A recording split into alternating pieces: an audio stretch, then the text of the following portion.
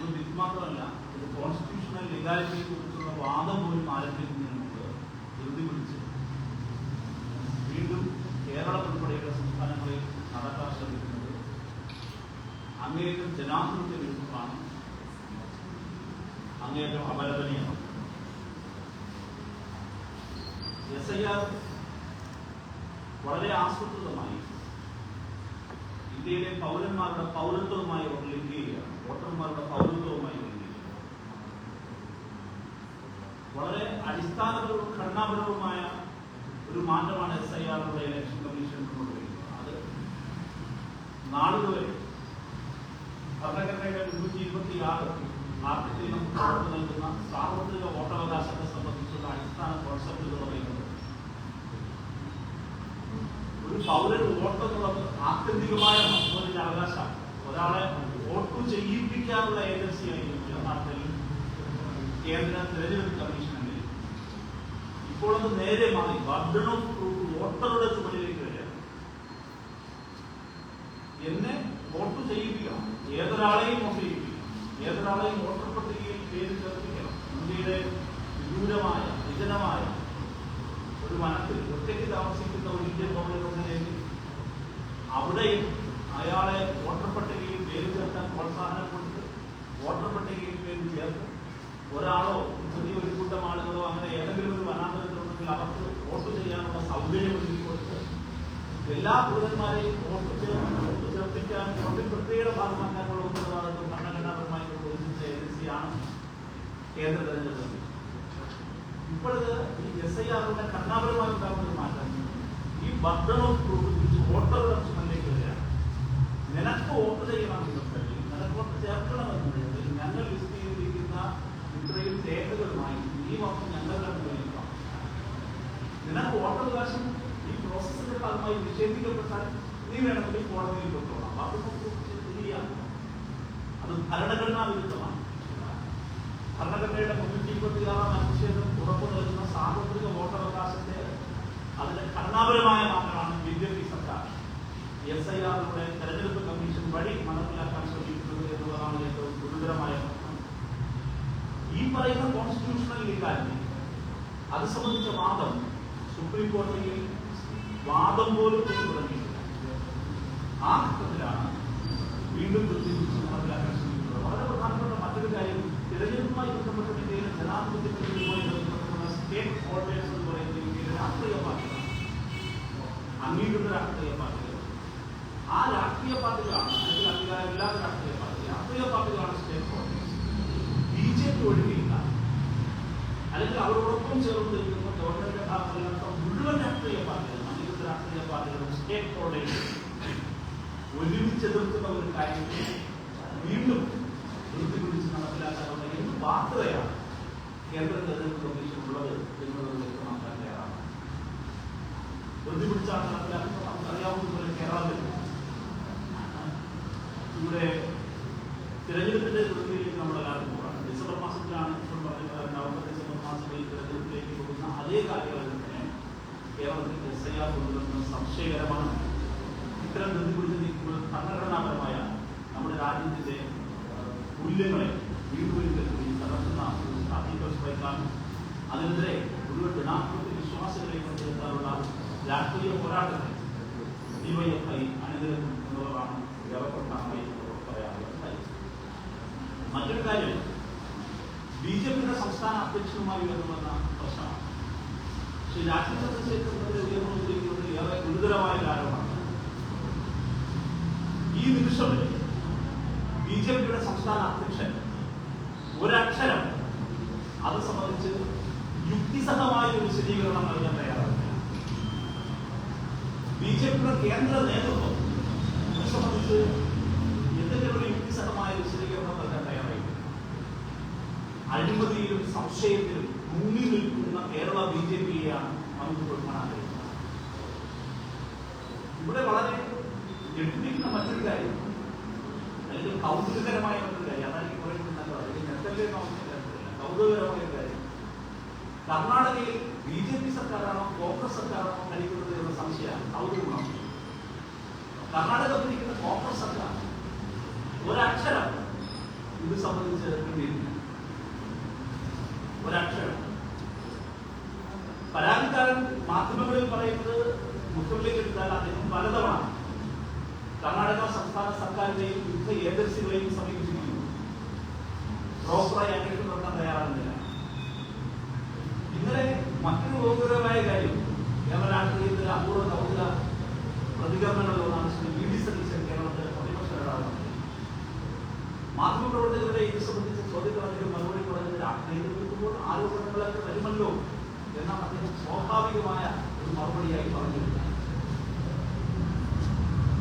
ഇവിടെ വ്യക്തമാകുന്ന കാര്യം Congress BJP deal അനാവരണം ചെയ്യപ്പെടുന്നു.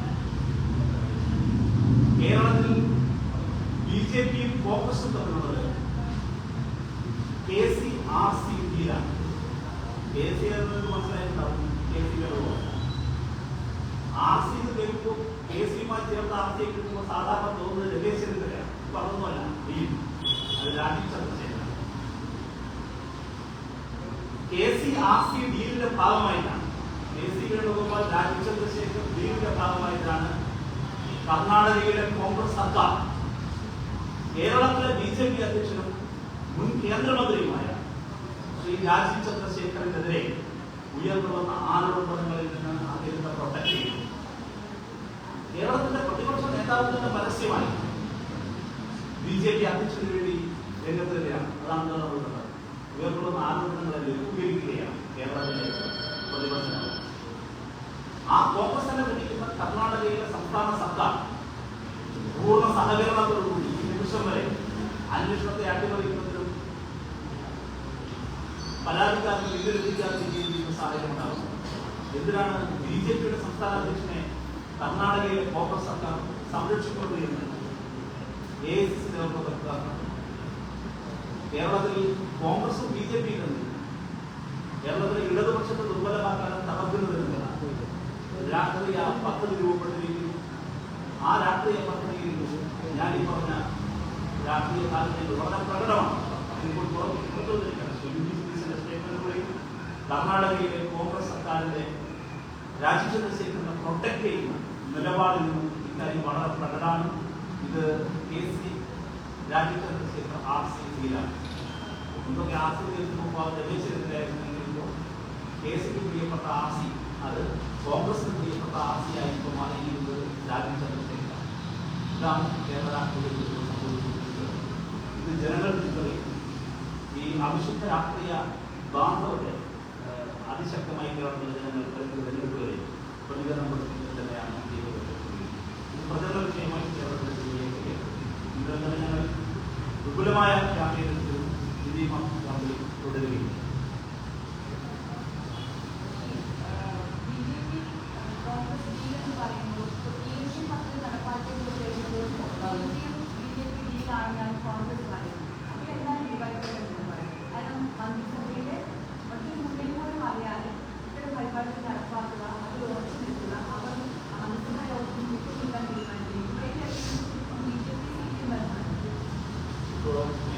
പദ്ധതിയിൽ ഉൾപ്പെട്ടത് NDP നടപ്പിലാക്കാൻ ഒരു സംസ്ഥാന സർക്കാർ നിർബന്ധമാകുന്നത് കേന്ദ്രത്തിലിരിക്കുന്ന രാഷ്ട്രീയ പാർട്ടിയുമായുള്ള രാഷ്ട്രീയ ഡീലാണ് എന്നാണ് ഉന്നയിച്ചത്. അങ്ങനെയാണെങ്കിൽ ആ ഡീൽ ആരംഭിച്ചത് രാജസ്ഥാനാണ് ആദ്യമായി NDPയിലേക്ക് ചേർന്നത്. അശോക് ഗെഹ്ലോട്ടാണ് രാജസ്ഥാനിലെ മുഖ്യമന്ത്രി. മാത്രമല്ല ശ്രീ KC വേണുഗോപാലും രാജസ്ഥാനിൽ നിന്നുള്ള രാജ്യസഭാംഗവുമാണ്. ആ ഘട്ടത്തിലാണ് NDPയുമായി ബന്ധപ്പെടുന്നത്. NDP കേന്ദ്ര പദ്ധതിയിൽ സഹകരിക്കുന്നത് രാഷ്ട്രീയ വാസ്തവമാണെങ്കിൽ അല്ലെങ്കിൽ അതല്ലേ കോൺഗ്രസ് അതിന് മറുപടി പറയണം. അതിനെ അങ്ങനെ സ്വീകരിക്കുന്നത് ബാലിശമായ ആരോപണം മാത്രമാണ്. ഹിമാചൽ പ്രദേശ് കോൺഗ്രസ് അധികാരത്തിൽ വന്നതിന് ശേഷമാണ് PMCയുടെ NDPയുടെ ഭാഗമായി പോകുന്നത്. കേരളത്തിലെ ഓരോ മറ്റ് കോൺഗ്രസ് സർക്കാരുടെ എല്ലാ കോൺഗ്രസ് സർക്കാരുകളും ഇതിന്റെ ഭാഗമായിട്ടുണ്ട്. ഞാൻ അതിന്റെ രേവത് റെഡ്ഡിയുടെ ഹൈദരാബാദ് സ്റ്റേറ്റ് ഗവൺമെന്റിന്റെ വെബ്സൈറ്റിലേക്ക് നിങ്ങൾ പോയാൽ ഇപ്പോഴും കാണാൻ കഴിയും PMC പദ്ധതി എന്താണെന്നും അതിന്റെ റിലവൻസ് എന്താണെന്നും വിശദീകരിക്കുന്നത് രേവത് റെഡ്ഡി വിശദീകരിച്ചിരിക്കുന്നത് ഇപ്പോഴും നിങ്ങൾക്ക് കാണാൻ കഴിയും. അപ്പോൾ അത് രാഷ്ട്രീയ ഡീലാണ്. അപ്പോൾ ഞങ്ങളുടെ മേൽ കേരളത്തിൽ ഈ PMCയിൽ ഉൾപ്പെട്ടത് അതിനെ എങ്ങനെയാണ് കോൺഗ്രസ്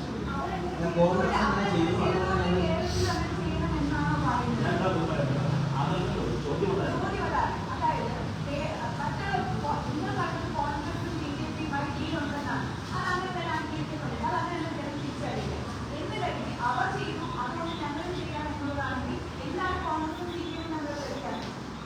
ചോദ്യം അതായിരുന്നില്ല പറയാം. അത് ചോദിച്ച ചോദ്യം എന്താണ്? നിങ്ങൾ ചോദിച്ചത് മാത്രമല്ല, കേരളത്തിൽ ഇന്ത്യൻ കോൺഗ്രസ് പറയുന്നത് DMC-യിൽ ഞങ്ങൾ ഒപ്പിട്ടത് കേരളത്തിലെ ഗവൺമെന്റ് CPI BJP തമ്മിലുള്ള ഡീലാണ്. അതാണത് പറഞ്ഞത്. ഒരു കേന്ദ്ര പദ്ധതിയിൽ ഒപ്പിടുന്നത് ഡീലാണ്. കോൺഗ്രസ് ഗവൺമെന്റിൽ ഒപ്പിട്ടത് ഡീലാണോ എന്നൊരു യുക്തി സമയം പറയട്ടെ. ഞങ്ങൾ ചോദിച്ചു രണ്ടാമത് മറുപടി പറയാം. അവർ നമ്മളുടെ വ്യത്യാസം പൊളിറ്റിക്കൽ കുറിച്ച് മറുപടി ഞാൻ പറയാം. ഞാൻ ആദ്യം പറഞ്ഞത് കാണിക്കേണ്ടിയില്ല.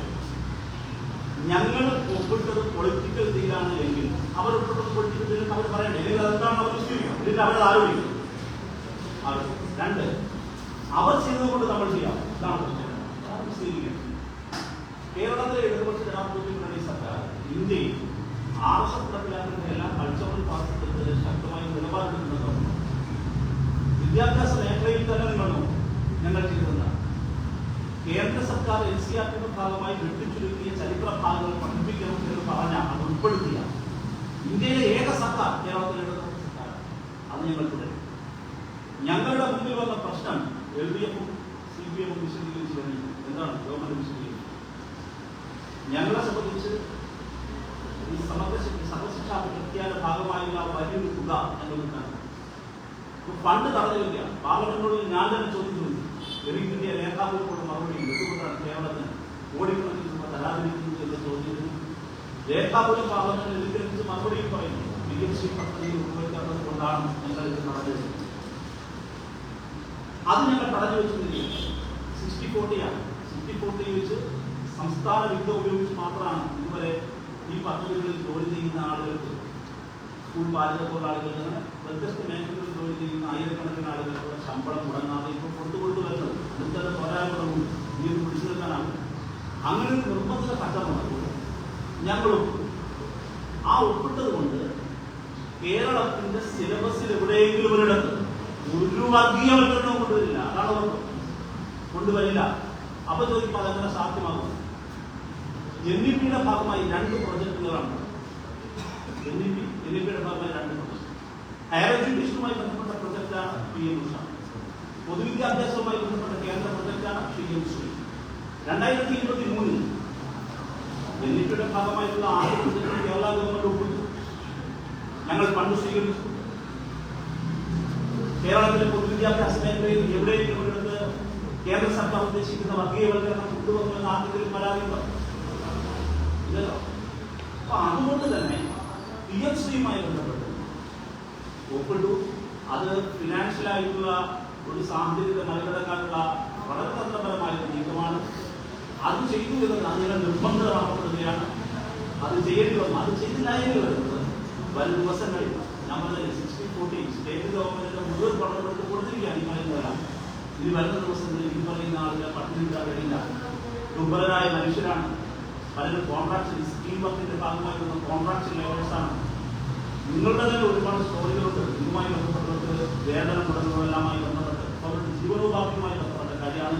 സ്റ്റേറ്റ് ഗവൺമെന്റ് ഈ പണം ഉപയോഗിച്ച് അവരുടെ മുഴുവൻ കാര്യങ്ങളും ജീവനോപാധികളെ തൃപ്തിപ്പെടുത്തേണ്ട ബാധ്യത കൂടിയുണ്ട്. ആ ബാധ്യതയിൽ തന്നെ നിർബന്ധരായി. അത്ര മാത്രമേ ഉള്ളൂ. പറയാം. അതാണ് ഞാൻ പറയുന്നത്. CPI ബോധ്യപ്പെട്ടാൽ കഴിയാത്തതാണ്. ജോലിക്കാരാണ് കോൺഗ്രസ്സാണ് അല്ലേ?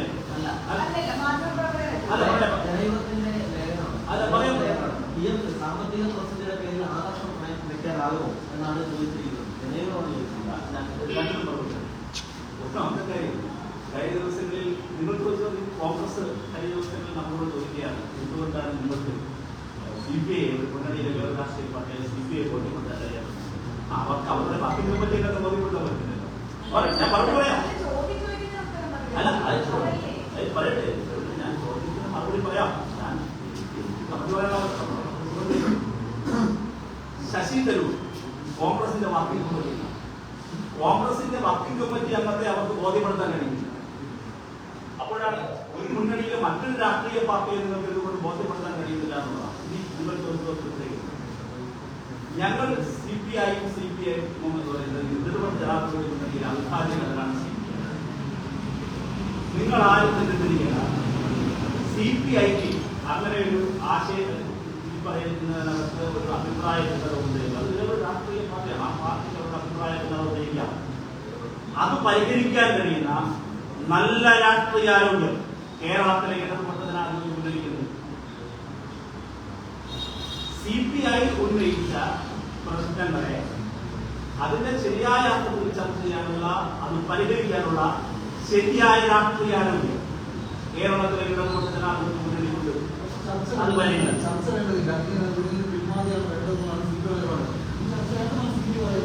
CPI ഇപ്പോഴും ഇടതുപക്ഷ ജനാധിപത്യ മുന്നണിയുടെ ഭാഗമാണ്. ആ ഇടതുപക്ഷ ജനാധിപത്യ മുന്നണിയുടെ ഭാഗമായി നിൽക്കുന്ന ഒരു രാഷ്ട്രീയ പാർട്ടി ഒരു മുന്നണിയെടുത്ത ഒരു പൊതു തീരുമാനം, ആ തീരുമാനത്തിൽ അഭിപ്രായ ഭിന്നതയുണ്ട്. ആ അഭിപ്രായ ഭിന്നത ചർച്ച ചെയ്യാൻ, അത് വ്യക്തത വരുത്താൻ, അത് പരിഹരിക്കാൻ കഴിയുന്ന രാഷ്ട്രീയ ആരോഗ്യമുള്ള മുന്നണിയാണ് ഇടതുപക്ഷ ജനാധിപത്യ മുന്നണി. ഇതിന്റെ ഇപ്പോൾ സ്റ്റെപ്പിൽ ചോദിച്ചിട്ടുണ്ട്, കാരണം അവരിപ്പോൾ എന്താ നിലപാടെടുത്തില്ല അല്ലേ? Sorry, wait and see.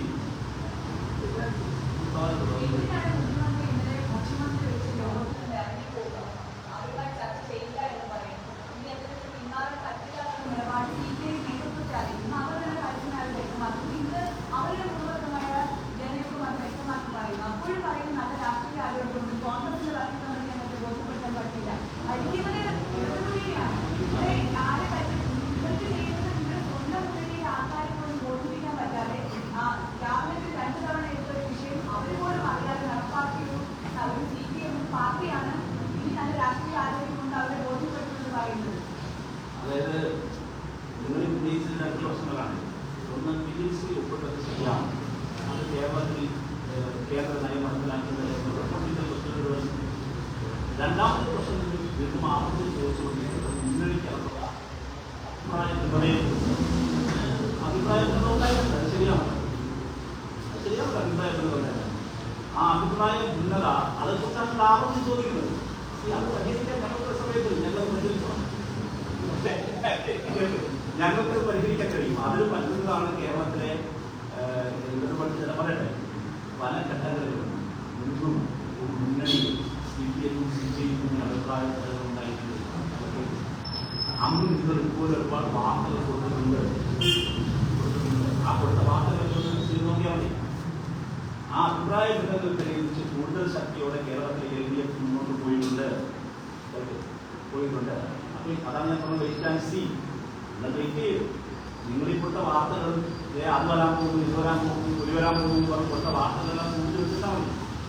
അതോ പിന്നീട് നിങ്ങൾക്ക് ഏതൊന്നാണ് സർക്കാരാണ്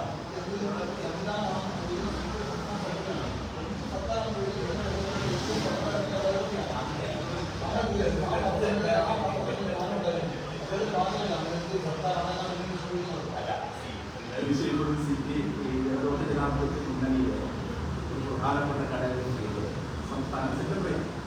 അപ്പോൾ നിങ്ങളീ ചോദ്യത്തിന് ഞാൻ മറുപടി പറയുന്നുണ്ട്. ഞാൻ മുന്നോട്ട് യാതൊരു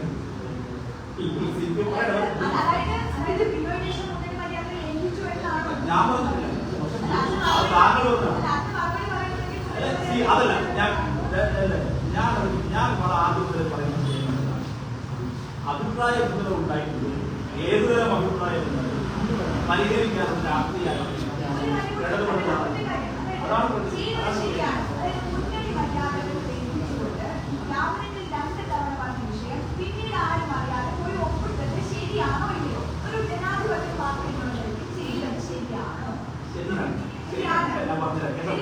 എന്റെ അഭിപ്രായം പറയുന്നത് കേൾക്കില്ല.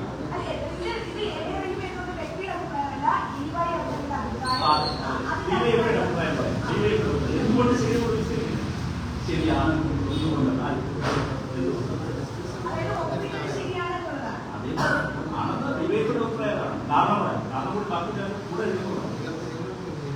ഈ പദ്ധതിയുടെ NDP-യുടെ ഭാഗമായിട്ടുള്ള രണ്ട് പ്രൊജക്ടുകളാണ്. ഒന്ന് ഉന്നത വിദ്യാഭ്യാസ മേഖലയിൽ നടപ്പിലാക്കുന്ന പദ്ധതിയാണ് COC. ഉഷ. അത് 2023 ഒപ്പിട്ടു. ക്യാബിനറ്റ് കാണാതെയാണ്. ക്യാബിനറ്റ് കാണേണ്ട കാര്യമില്ല. 2, അതേപോലെയുള്ള മറ്റൊരു പദ്ധതിയാണ് PM ശ്രീ. അത് വിദ്യാഭ്യാസ മേഖലയുമായി ബന്ധപ്പെട്ടുള്ളതാണ്. പൊതുവിദ്യാഭ്യാസ മേഖലയുമായി ബന്ധപ്പെട്ട. അപ്പൊ പൊതുവിദ്യാഭ്യാസ മേഖലയുമായി ബന്ധപ്പെട്ടാണ് ഒരു ചർച്ച രൂപപ്പെട്ടു വന്നിരിക്കുന്നത്. അപ്പോ വകുപ്പ് സെക്രട്ടറി പോയാണ് ഒപ്പിട്ടിരിക്കുന്നത്.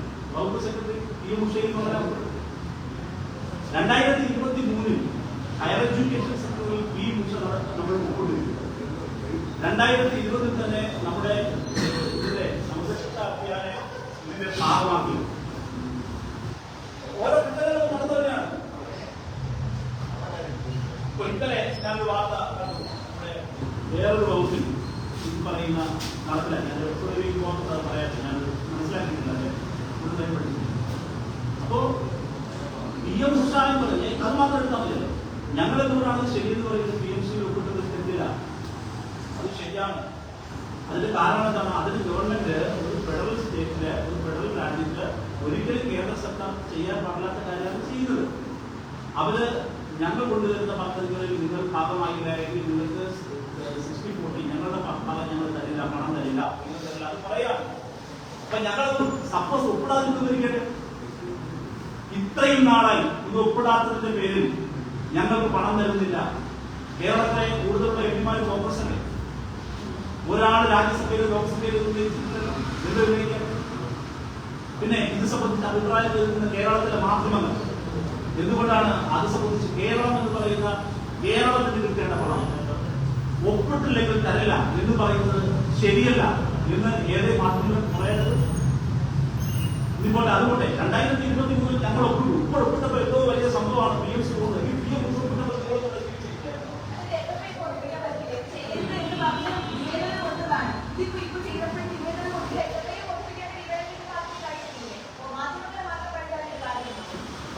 SFI എന്ന് പറയുന്നത് സ്റ്റുഡൻസ് ഓർഗനൈസേഷൻ അല്ലേ?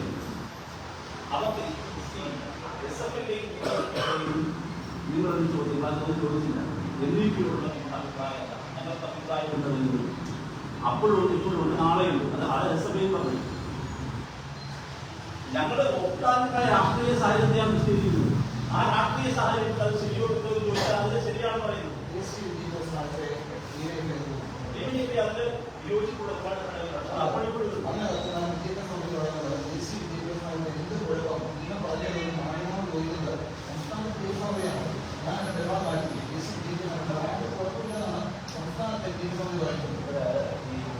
ഏതെങ്കിലും വാർത്താ സമ്മേളനത്തിലുള്ള ഭാഗമാണ് ദേശീയ വിദ്യാഭ്യാസ മേഖലയുടെ ഭാഗമായി അല്ലാതെ ഓർഗനൈസേഷൻ എന്ന് പറയുന്ന അതിന്റെ ഭാഗമായി സിലബസിൽ വെച്ചുമാറ്റിയിട്ടുണ്ട്. പല നിലപാടുകൾ ഗവൺമെന്റാണ് കേരളത്തിലെ ഏതെങ്കിലും തരത്തിലെ വർഗീയവൽക്കരണത്തിന് അത് കേന്ദ്ര സർക്കാർ നടക്കുന്നത് മാത്രമല്ല, ഏതെങ്കിലും തരത്തിലുള്ള മതപരമായ ദേശത്തിന്റെ ഭാഗമായിട്ടുള്ള വിഭജനങ്ങൾ പോലും കേരളത്തിലെ സ്കൂളുകളിൽ അനുവദിക്കില്ല എന്ന ശക്തമായ നിലപാട് സ്വീകരിച്ച കേരള വിദ്യാഭ്യാസ മന്ത്രിയാണ് സ്ഥാപിച്ചിട്ടുള്ളത്. കേരളത്തിലെ ഗവൺമെന്റ് ആശയക്കുഴപ്പം.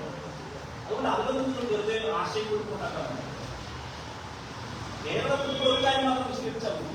PM ശ്രീയിൽ ഒപ്പിടാതിരുന്നാൽ ഈ ഫണ്ട് ഞങ്ങൾക്ക് കിട്ടില്ല. അത് പാർലമെന്റിൽ തന്നെ ഉത്തരവിൽ തന്നെ വ്യക്തമാണ്. അപ്പോൾ അതിന്റെ പേരിൽ ഫണ്ട് തരാതിരുന്നതിനെ കുറിച്ച് കേരളത്തിലെ പ്രതിപക്ഷം കേരളത്തിന് വേണ്ടി ശബ്ദം ഉയർത്താനല്ലേ പാർലമെന്റിൽ ഒരു ചോദ്യം, ഒരു ശബ്ദം കേരളത്തിന് ഈ തടഞ്ഞു വെച്ചിരിക്കുന്ന പണത്തെ കുറിച്ച് കേരളത്തിൽ പോയ കോൺഗ്രസ് നേതാക്കൾ മിണ്ടിയിട്ടില്ല. എന്നിട്ടോ ഇപ്പോൾ ഞങ്ങൾ ഒപ്പിടാൻ മുൻപോട്ടതാണ്. അപ്പോൾ പ്രശ്നം ഉന്നയിക്കുകയാണ്. അങ്ങനെയാണ് PM ഉഷയിൽ ഒപ്പിട്ടപ്പോൾ ഇവരാരും ഈ നാട്ടിലില്ല. PM ഉഷയിൽ ഒപ്പിട്ടു, ഞങ്ങൾ പണം വാങ്ങി മുമ്പോട്ട് പോയി. ഇവരത് അറിഞ്ഞതേയില്ലല്ലോ. അപ്പൊ ഇപ്പോൾ ഒരു പ്രത്യേക സാഹചര്യത്തിൽ തെരഞ്ഞെടുപ്പ് ഇതിന് വേറെ തരത്തിലുള്ള ഉദ്ഘാടനം ഉണ്ടാക്കാൻ ശ്രമിക്കുകയാണ്.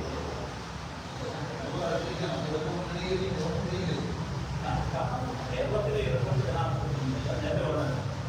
ഇതിന്റെ ശൈലിയിൽ ദോഷം ഉണ്ടാകുന്ന കേരളത്തിലെ എതിർപ്പൊക്കെ കൃത്യമായ ആരോഗ്യം, രാഷ്ട്രീയ ആരോഗ്യം അത് ശക്തമായി കേരളത്തിലെ വലിയ വിജയം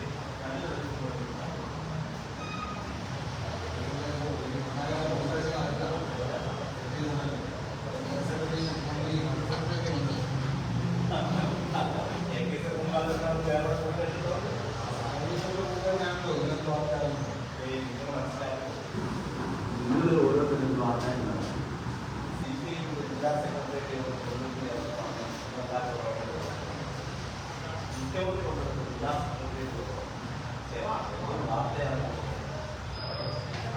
എന്താണ് വീടാ അസാധാരണ നിങ്ങൾ മുന്നോട്ട് പ്രവർത്തിക്കുന്ന മാധ്യമത്തിൽ മുഖ്യമന്ത്രി പറഞ്ഞ തന്നു കൂടിയ ഓഫീസിലാണെങ്കിൽ 5-ാമത് ആവാൻ ചോദിച്ചാൽ പല ജില്ലാ സെക്രട്ടറികളും 2-ാമത് ജില്ലാ സെക്രട്ടറി കൂടാൻ മാധ്യമ കൊടുക്കുന്നതോടുകൂടിയിട്ട് ജില്ലാ സെക്രട്ടറി കൊടുക്കുന്ന നല്ല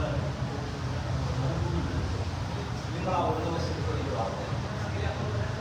ഞങ്ങൾ കമ്മിറ്റി കൂടിയായിട്ടുള്ള വാർത്തയാണ്. ഞങ്ങൾ നേതാക്കൾ ഒരുമിച്ചുണ്ടാക്കുന്ന വാർത്തയാണ്. ഞങ്ങളെ സംബന്ധിച്ച് കേരളത്തിലെ ജനങ്ങൾ കൊണ്ട് ഉറപ്പ് പാലിച്ചുമാണ് എനിക്ക് തോന്നുന്നു. അതാണ് DYFI കേരളത്തിലെ തീരുമാനം. ആ വാഗ്ദാനങ്ങൾ ലഭിക്കുമ്പോൾ മുമ്പോട്ട് പോകുന്നത് ഏറ്റവും ശരിയായ നിലയിൽ ജനങ്ങൾ ഉൾക്കൊള്ളും എന്ന് തന്നെയാണ്.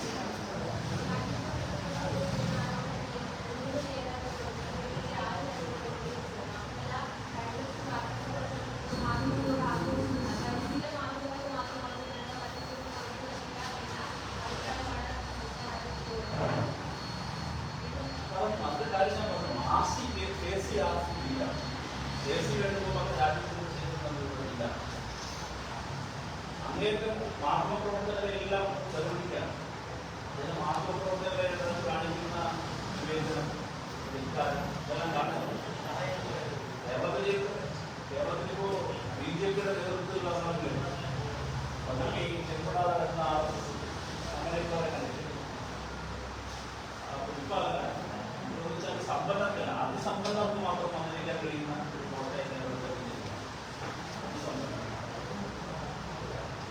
അതിസമ്പന്നതയും തൊഴിലാളികൾക്ക് മാത്രമല്ല മറ്റ് ഇക്കാര്യം കൂടിയാണ്.